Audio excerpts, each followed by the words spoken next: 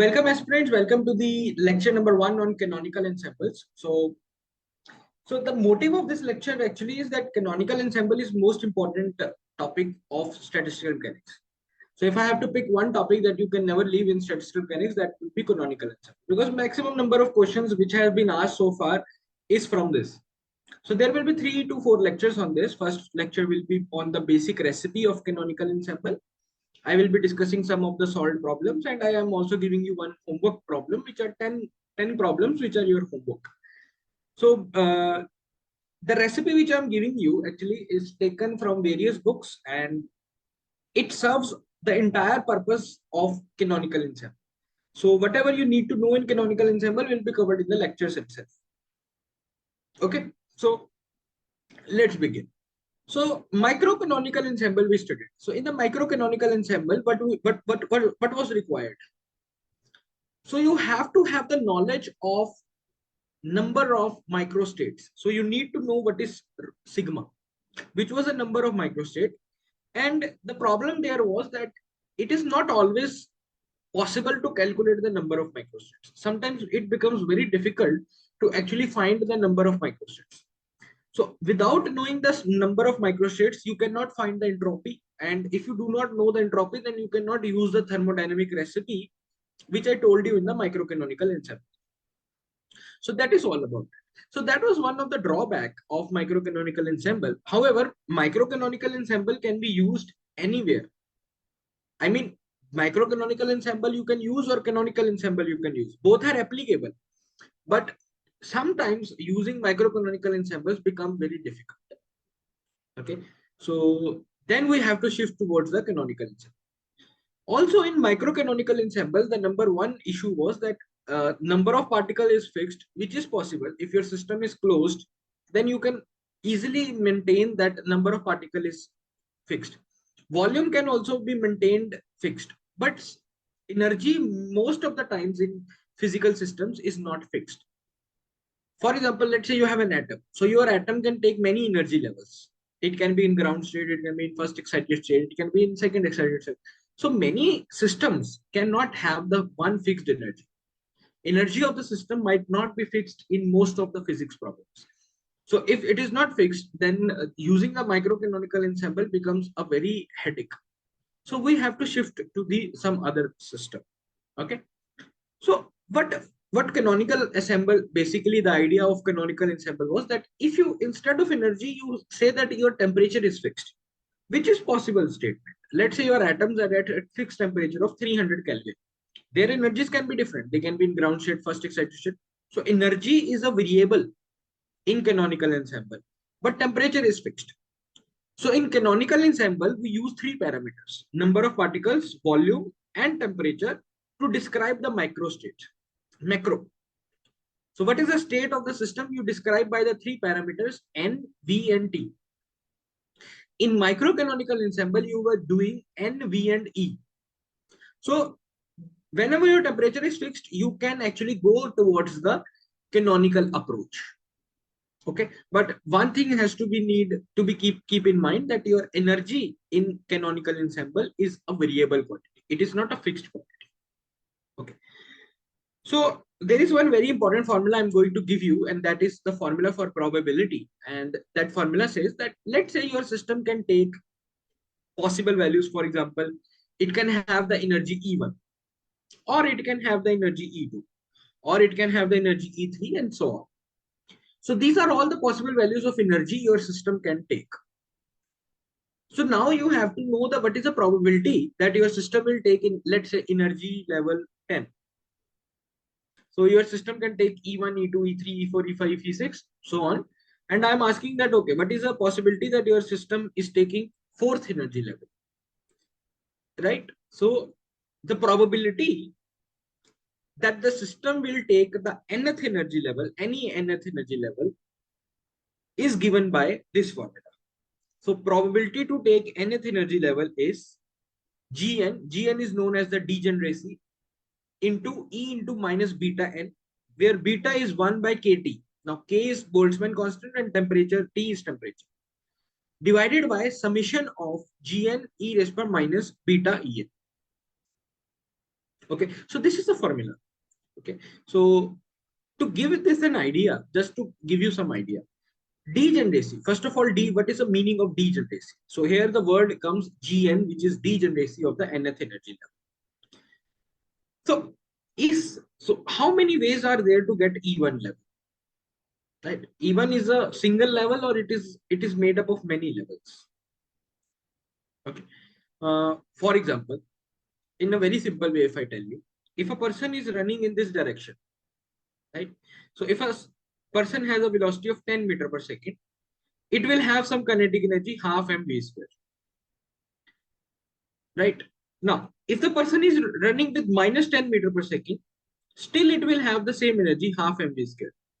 So in order to have half mv square energy, you can have two possible ways. Either your velocity can be plus 10 or your velocity can be minus 10, right? So there are two possible ways. So your energy level half mv square is double degenerate, right? There are two ways, right? So degeneracy is that if is your level single level or there are multi means E1. So is there only one possibility to have E1, or two different states can give you E1? For example, V equals to 10 meter per second is also giving you energy same, and V equals to minus 10 meter per second is also giving you energy same. So this energy level has two sub levels, two different states, V10 and V minus. Okay. What about energy zero? So if you want to have energy zero, then you have only one possibility, that your velocity has to also be zero. Then it means there is only one way to have energy zero, that is your velocity has to be zero. Okay, so your energy level zero is single degenerate, so its degeneracy is one. Okay, so now let's assume that your degeneracy for all the levels is one. G1, G2, G3 all is one. So in order to have energy E1, you have only one state. In order to have energy E2, you only have one state, and so on. So you have only one state which can give you energy E1, one state which can give you energy E2, one state which can give you energy E3, so on. And I asked you that what is the probability that you get energy level 2? So I am basically finding P2. So P2 will be exponential e raised power minus beta. Beta is 1 by kBT into E2, energy of level 2, divided by e raised power minus beta E1 plus e raised power minus beta E2 plus e raised power minus beta E3 plus e raised power minus beta E4. So, okay. So this is something you have to know. Very important formula. This is very important formula. Okay. Now, from this formula, there is one term which can come out, and that is known as the partition function. If you carefully see this denominator, then this denominator is known as partition function. The name of this uh, entire thing is known as partition function. It actually tells you that how is your energy levels, how is your particles are distributed in the energy levels. Partition, how is your energy partitioned between the different levels, right? So how much is partition, how is partitioning of the energy happening? So that is why it is known as partition function. And partition function, you don't have to go in much detail about what exactly is partition function, but the formula for partition function and its symbol is given by Z. Sometimes it is also given by Q. So different books use their own methodology. So basically I am using here Z, and Z is known as a summation of Gn e raised power minus beta En. So basically G1 e raised power minus beta E1 plus G2 e raised power minus beta E2, and so on. So this is the basic definition of partition function. And if you see the probability, then you can clearly see that your function will be e raised power minus beta En divided by Z, because the denominator is known as Z, right? So this should be kept in mind. Okay, so based on this information, we have a thermodynamic recipe. And that thermodynamic recipe is very similar to the microcanonical ensemble recipe. In microcanonical ensemble, you used to find number of microstates. In canonical ensemble, you will find the partition function. So number one step is that you find the partition function. And partition function should be the function of number of particles, volume, and temperature, because we are in the canonical ensemble and the parameters we are using is N, B, and T. So the first step is that in this situation, you do not find sigma, you find Z. And Z is known as a partition function. And the Formula for partition function is given by this. Okay, I will be showing you the example in which I will be finding the partition function. Then coming to the average energy.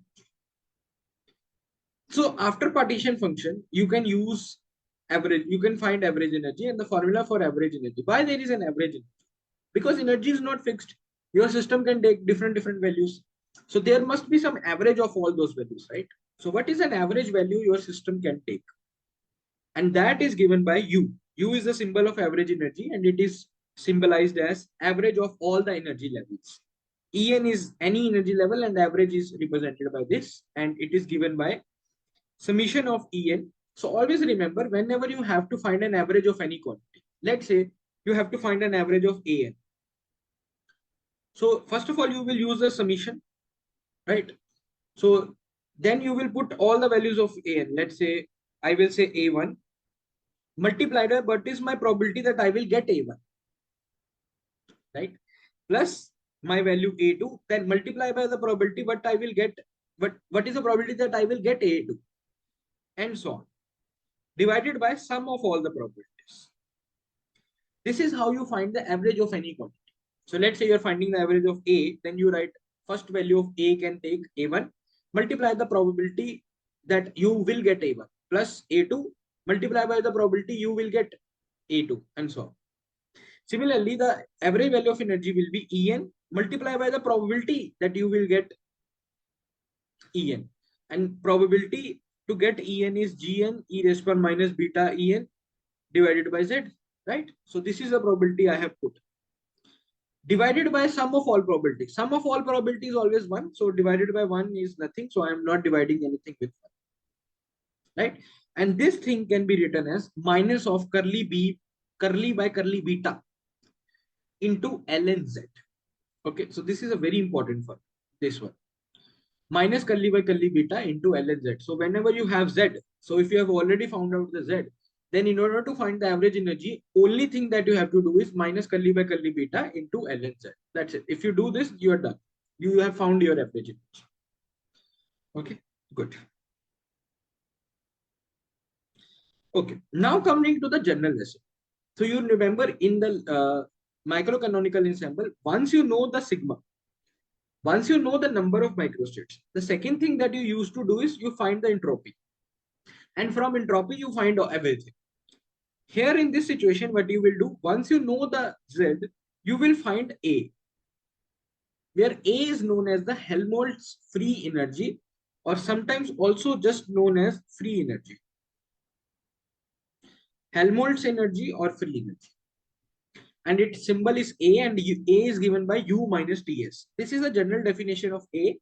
But in order to find A from Z, the formula that we use is A equals to minus KT ln Z. This is a very important formula. So if you know A and you want to, so if you know Z and you want to find A, the formula that you have to use actually is A equals to minus KT ln Z. Okay, so this will give you the value of free energy. Now, how can I find all the other parameters from A? Right, so A is known as U minus TS, right? So first thing I will do is dA will be du, and then its differentiation. So I will keep my T constant into ds, and then I will keep my S constant into dt. UV rule I used. I know that from first law of thermodynamics that TdS equals to du plus PdV minus nu dA. So from there, du can be written as TdS minus PdV plus nu dA. So I will put this value of du here. If I put my value of du here, what I will get?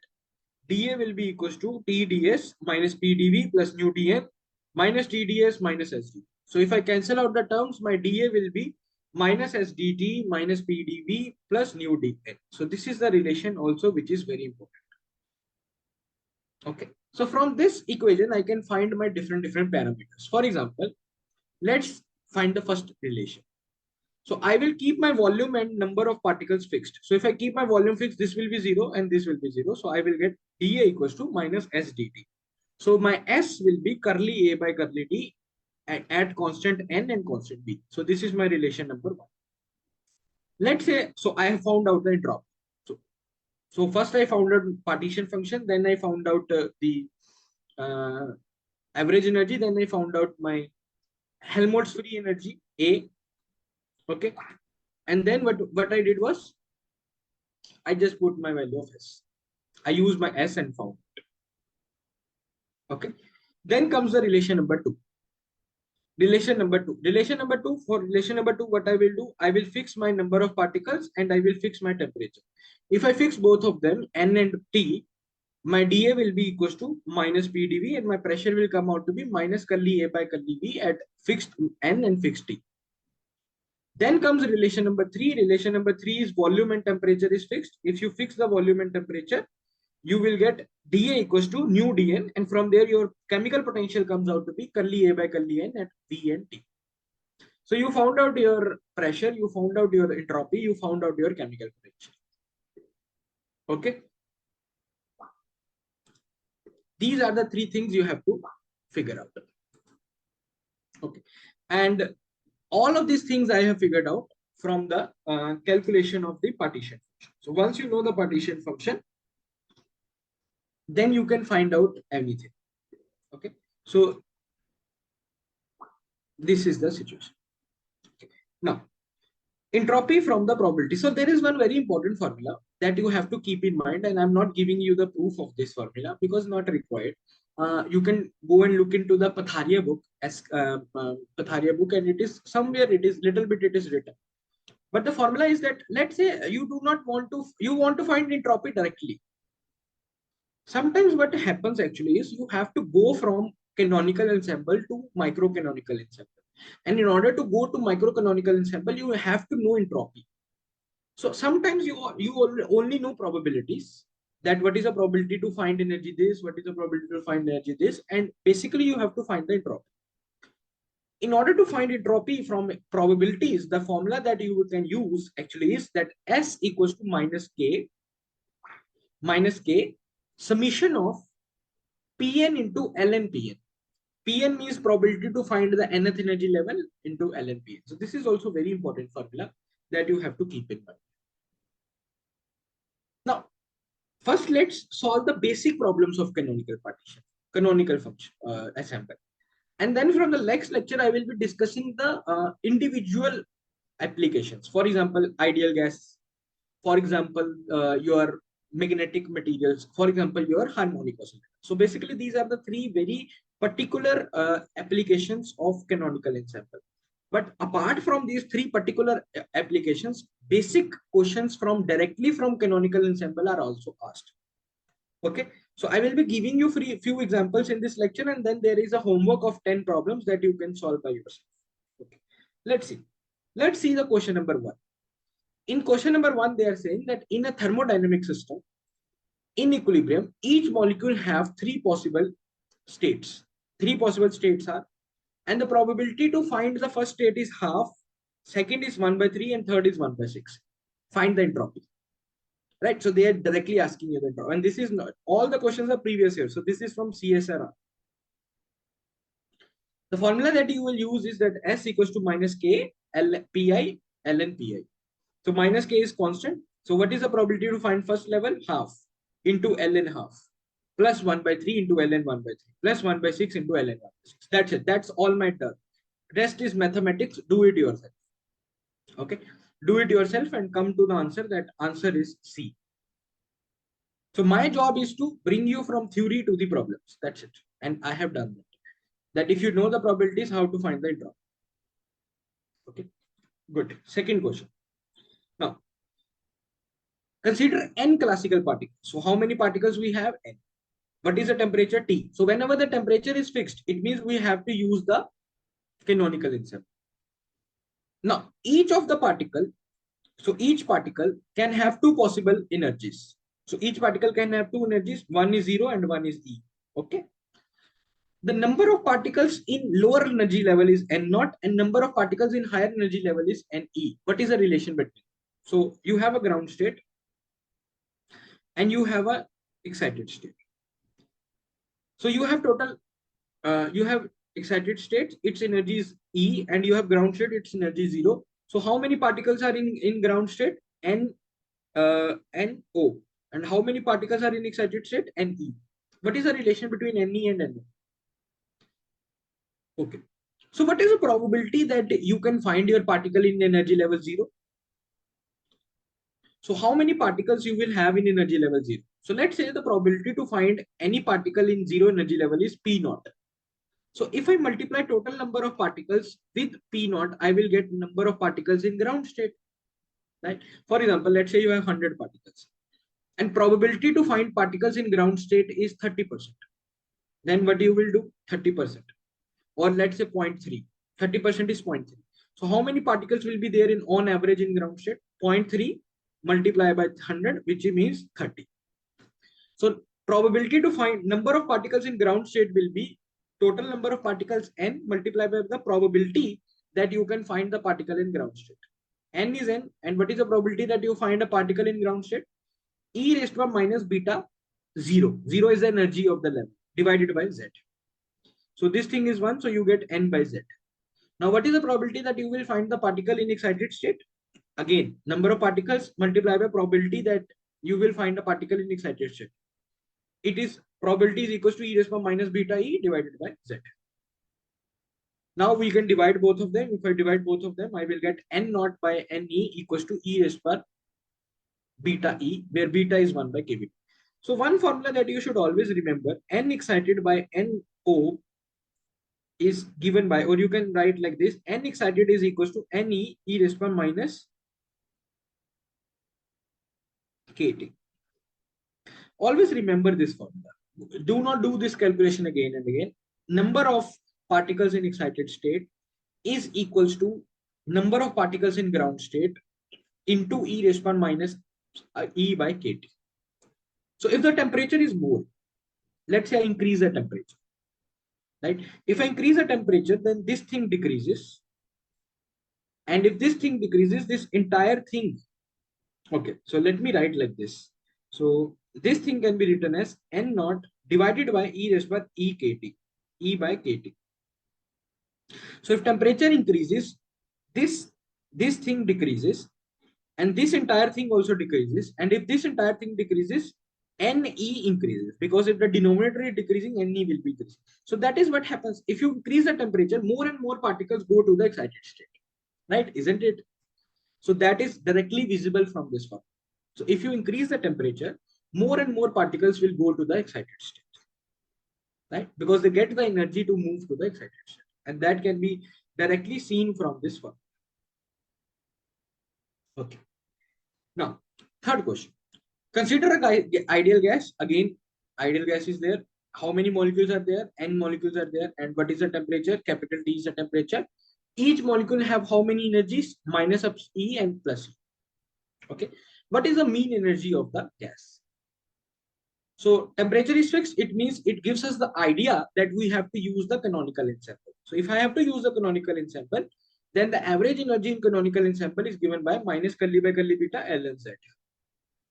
So whenever there are n molecules, first find the partition function for one molecule. So for partition function for one molecule is given by summation of e raised to minus beta e. So there is no degeneracy given. So G we don't have to consider. So the partition function is summation of e raised to minus beta e. First energy level is minus E. So minus minus will become plus. So you will get e raised to plus beta E. Second energy is E. So minus you will get e raised to minus beta E. So your partition function is e raised to beta E plus e raised to minus beta E. So put the first energy plus put the second energy, you will get your partition function. So once you know the partition function for one particle, then the partition function for n particles is given by Zn equals to Z1 raised to power n. How and why I will discuss in next class. Okay. I will be coming to this discussion point in the next class, that when we can use this formula. This formula is not universal. But to be just to state you in one line, if it is said that it is classical, as long as it is said that these are the classical particles, and if you have find the partition function for one particle, then the partition function for n particles is nothing but Z1 raised to power n. So my partition function for n particles is this raised to power n. Now I have to use the energy, and I use minus curly by curly b ln z. Rest is mathematics, and it is in your hand. So do the mathematics and you will get the answer C. Okay, good. Then coming to the fourth question. Fourth question, again, consider the collection of n two-level systems. Two-level, n particles, two-level. Now our levels are different. In the previous case, the levels were minus E and plus E. Now the levels are 0 and E. And they are at the thermal equilibrium at temperature T. It means the temperature is fixed and that temperature is approaching to infinity. What is the specific heat? Right? First, find the partition function, because we have to use canonical ensemble, and the first step in canonical ensemble is to find the partition function. If I try to find the partition function, summation of, so E raised to power first energy 0, second energy minus beta E. So E raised to power 0 plus E raised to power minus beta E, which is 1 plus E raised to power minus beta E. So I got my answer. Then my U, what is my average energy? Because my specific heat is given by du by dt. So in order to find my specific heat, how much energy changes with time? So du by dt is my formula for the specific heat. This formula we have done in the previous classes. So in order to find my specific heat, I have to find my average energy, and average energy is given by minus curly b by curly minus curly by curly beta ln z. Now, one thing which I have not done correct here is that it is for one particle. So for n particles, there will be raised to power n. There will be raised to power n, because this is for one particle, and for n particles, you have to do the raised to power n. And if I do the raised to power n, this ln n, this n will come in front, and this will be your average energy. Because ln a raised to power b is this thing comes in front. So n e raised to power minus beta is so on. So this is your average energy, right? Because we have to use partition function for n particles, and this is partition function for one particle. Now specific heat is given by curly u by curly t, but you have written everything in beta. So it is best that you convert your curly u by curly to t in terms of curly by curly beta, so that things become much easier. So curly by curly beta, what will be curly by curly beta? Curly by curly beta will be curly by curly. Beta is 1 by kt, so I put my value 1 by kt. So this k will go in numerator, and you can see that.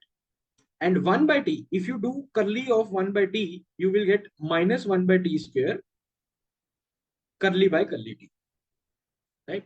So this is what I got, minus 1 by t square. So this t square also goes up into curly by curly t.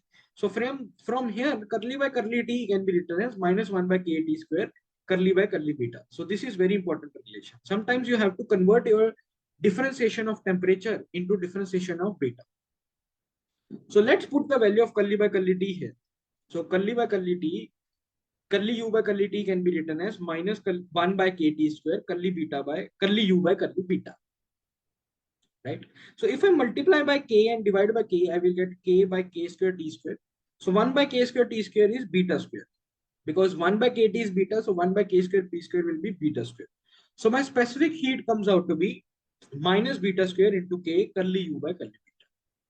Now the things are simple, because if the temperature is going to infinity, means my beta is known as 1 by kt. So if the temperature is going to infinity, my beta is going to 0. So if my beta goes to 0, then my specific heat will also goes to 0. So my answer is A. My specific heat goes to 0. Okay, good. Let's see the next question. Again, you have monatomic gas consists of atoms with two internal energy levels.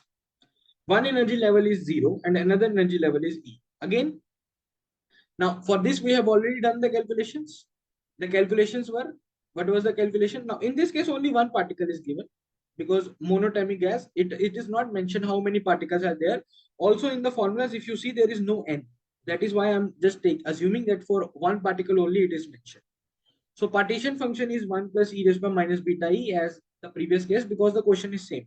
In the last case, average energy was asked. In this case, in this case, the specific heat is asked. So U we found in last case, the same U is there. So this is the U I found in the last case. Then specific heat is what? Specific heat is curly U by curly T. And then again, I am using the same thing. I'm converting my curly by curly T into curly by curly beta. And then everything is simple. This is U. And you have to do curly U by curly beta. Some differentiation is involved. If you do this differentiation, you will do this differentiation and put the value. Simple. This is mathematics. You will get this answer.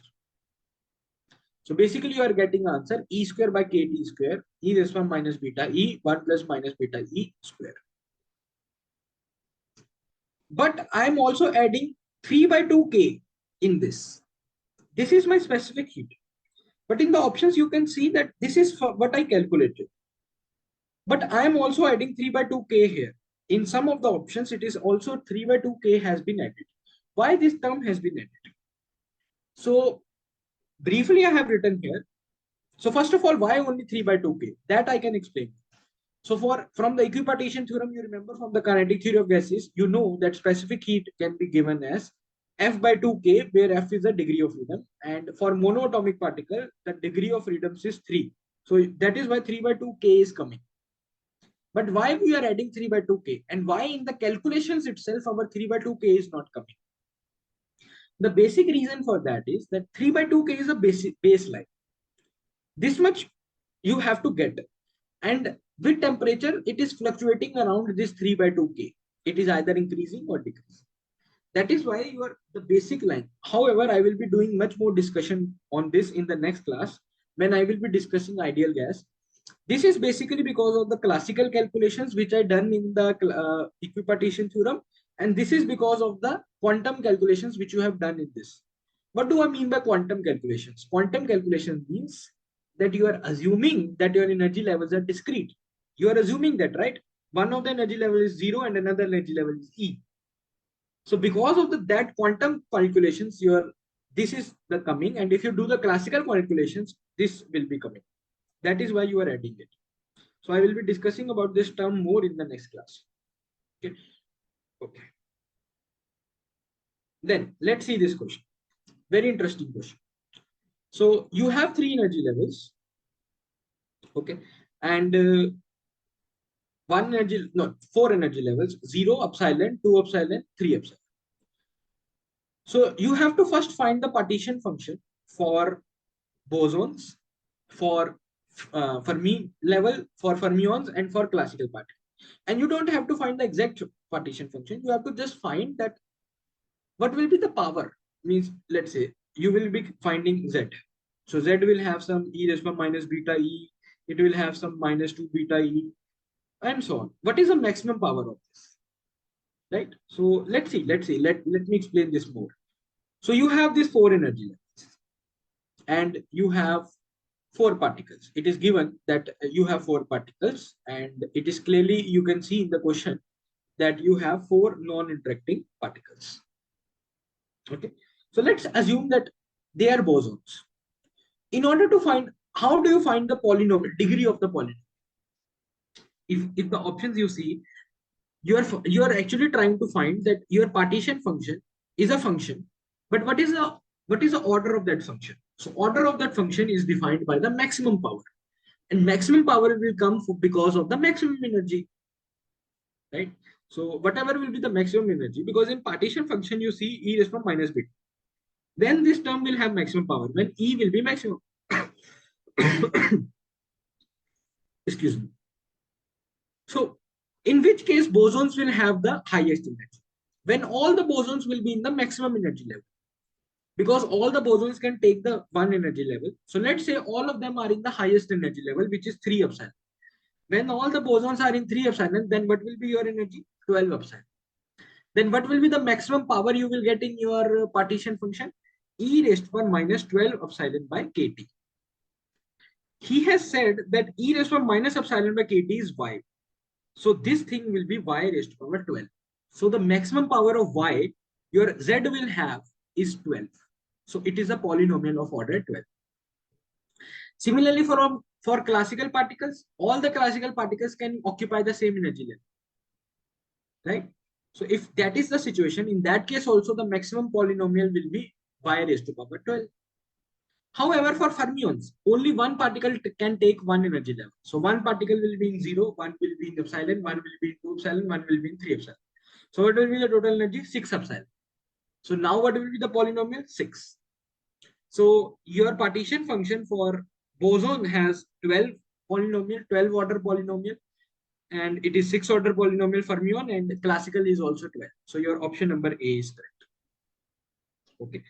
Okay. Let's see another question which is similar to this question. Now again you have two particles, system of two particles, and temperature is going to infinity. Each of them occupy three energy levels: 0, epsilon, 2 epsilon. And two particles cannot occupy the same energy level.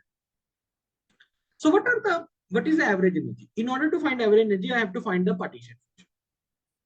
And in order to find the partition function, I have to find e to the power minus beta En summation. So I need to know what are the possible values of energy my system can take. Now many people confuse here. People think that I already know what are the possible values of my system can take. That is 0, epsilon, and 2 epsilon. No, this is the energy levels your particles can take. But this is not the energy levels which your system can take. The energy which your particles are taking and which your system is taking is different. Let's say you have two particles. Both of them are in 0. Then you have total energy 0. But one is in 0 and one is in 1. Then your total energy of the system is 1. Right? So energy your particles can take and energy of the system can be different. And I need to know what is my energy my system can take. So what will happen? So let's assume that all the particles are in ground. What is the minimum energy my system can have? So you cannot have all the particles in same energy level. This is given. So let's say first particle is in 0 and another particle is in epsilon. So this will be, so I have put A here and B here. So it is, yeah. So one is in here and one is here. So A is here, B is here. So what will be my energy? E. Then it is also possible that when B is here and A is here, in this case also my energy will be E. My system is taking energy E. So how many ways I can have my energy E? 2. Now again, now let's assume one particle is in ground and another is in 2. So AB. So my energy is what? 2 epsilon. Or BA. Then my energy is also again 2 epsilon. So there are two ways to do this. Now third case is one particle in first level and another in second level. Epsilon and 2 epsilon.